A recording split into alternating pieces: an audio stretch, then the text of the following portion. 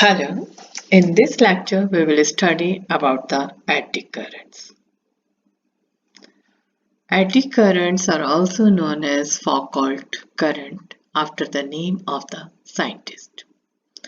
The eddy currents or the Foucault currents are the currents induced in the solid matter due to the change in the magnetic flux linked with the matter. As a result, the induced currents are set up in the block of the metal in the form of closed loops or the whirlpools. These are called eddy currents.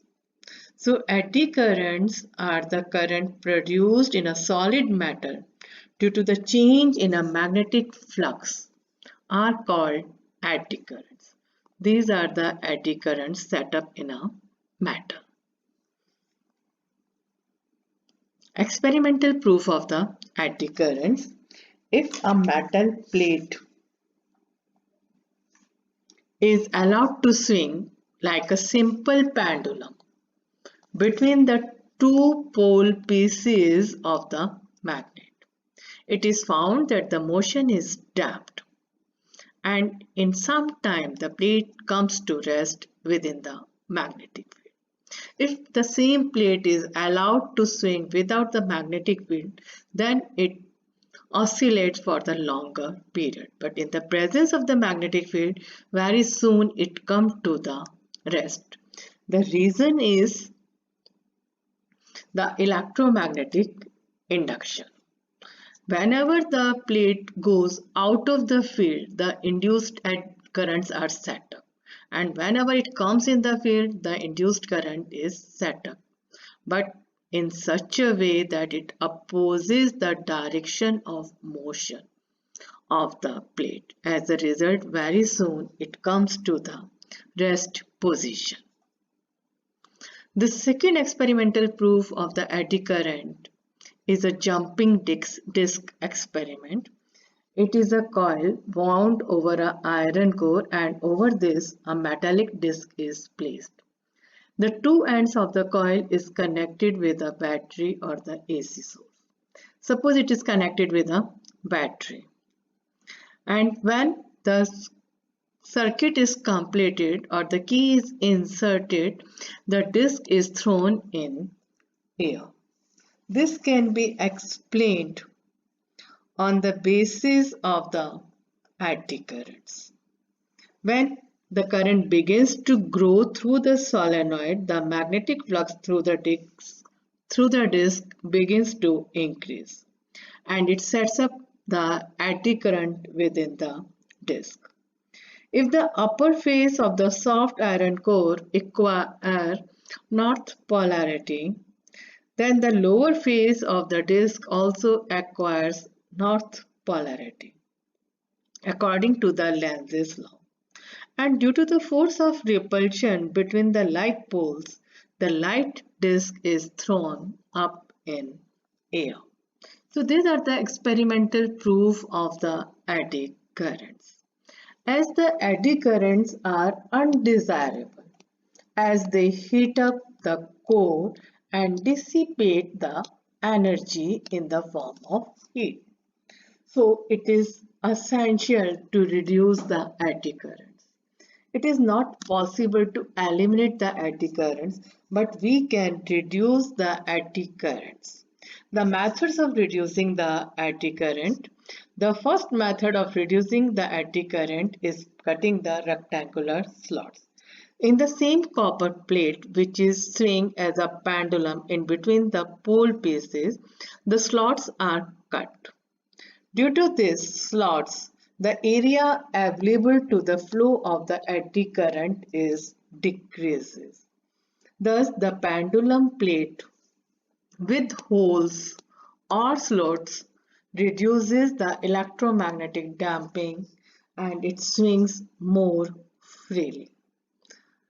This fact is helpful in reducing the eddy currents in the metallic cores of transformer, electric motors and other such devices. in which the coil is to be wound over the metallic core. The second method to reduce the eddy current is the use of the laminated core. For example, in the case of the transformer, we are using the iron core, and due to the production of the eddy currents, the large amount of heat is produced. So it is necessary to minimize the eddy currents. To minimize the eddy current, the complete piece of the block is cut into the thin sheets, and then each sheet is coated or laminated with some material like lacquer, and then all these sheets placed together in such a way that the magnetic field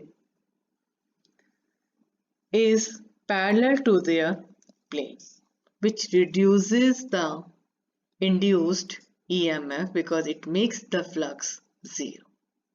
When the flux is zero, then the eddy currents are also reduced.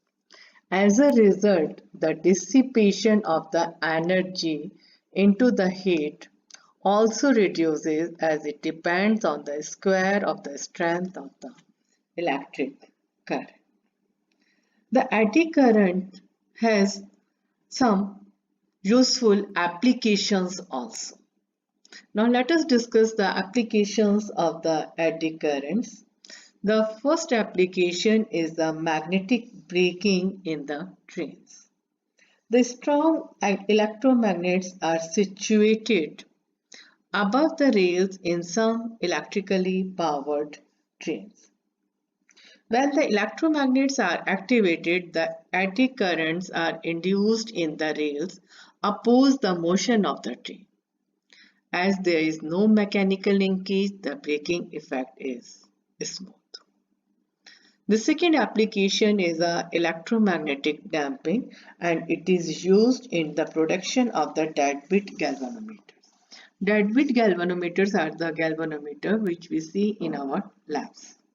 These are the galvanometers which immediately comes to the rest position when they are displaced. It continues when the constant current passes through the moving coil galvanometer. The coil does not immediately come to the equilibrium position. It continues to oscillate about the equilibrium position for some time. In order to bring the coil immediately to its equilibrium position, the coil is wound on copper or brass frame. When the coil and the frame rotate in the magnetic field, eddy currents are set up. These currents oppose the motion of the coil in accordance with the Lenz's law. In this way, the motion of the frame is damped, and due to this, the coil attains the equilibrium positions immediately. So it is a core and it is a magnet, due to which the eddy currents are set up in the core, and immediately the needle comes to the rest position. The next application is the induction furnaces. Induction furnaces can be used to produce the high temperatures and can be utilized to prepare alloys. By melting the constituent metals, a high frequency alternating current is passed through a coil which surrounds the metal to be melted, and the eddy currents are generated. These eddy currents produce high temperature which is sufficient to melt it. The next application is electric power meters. The shiny metal disc in the power meters rotates due to the eddy currents. In a diathermy, eddy currents are used for the localized heating of the tissues in human bodies. In speedometer, the eddy currents are used to measure the instantaneous speed of the vehicle. Thank you. And